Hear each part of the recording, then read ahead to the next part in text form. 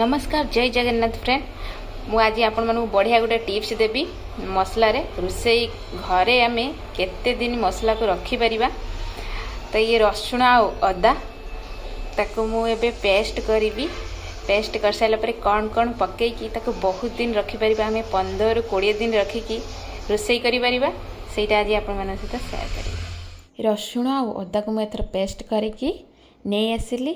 देखंतु केते भल भाव में पेस्ट हो जाइए।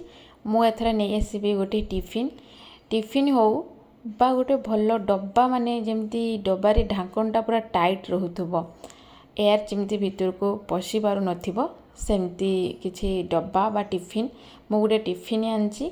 तापरे मु सोरिष तेल किछि पकई नउछि। आउ सोरिष तेल को बहुत कम मात्रा रे पकेइबे नुहे जो अत्यधिक। आ मु लुण किछि नेइछि बहुत कम लुण नेबे नुहे अधिक लुण नेले लुणिया हो जिवो। जेतेबेले पुणी रोसई करवा तो आम लुण जानी परिबानी तरकारी लुणिया हो जिवो। आ तापरे मु भल भाबरे मिक्स करि नउछि। जेतेबेले आमे मिक्स करूचंती ताको 5 ରୁ 10 मिनिट भल भाव में आमे मिक्स करबा। काहेकि ना रसुण आ अदारे जो पानीटा थाए सेटारे तेलटा टिके भल भाव में मिक्स हुएनी सेतपई आमु अधिक समय दरकार हुए।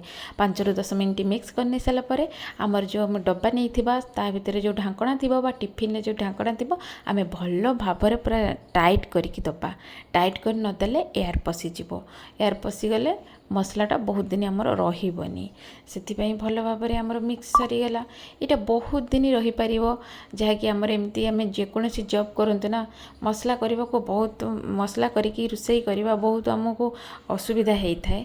एमती करि देले ना आमे जेते माने सहज रे रोसईटा करि परिबा। बस मु एथर कवर करि नउची।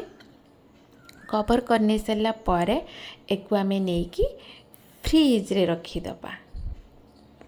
देखंतु फ्रिज रे रखीदेले एक 15 ରୁ 20 दिन पर्यंत आमे भल भाव रोसई करी खाई परिबा।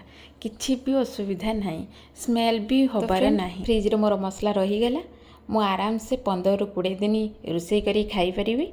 एठी मु रोसई कली देखंतु मसला पकेइली केमिति लागिला आज वीडियो निश्चित मते कमेंट करी जानबे और शेयर भी करना।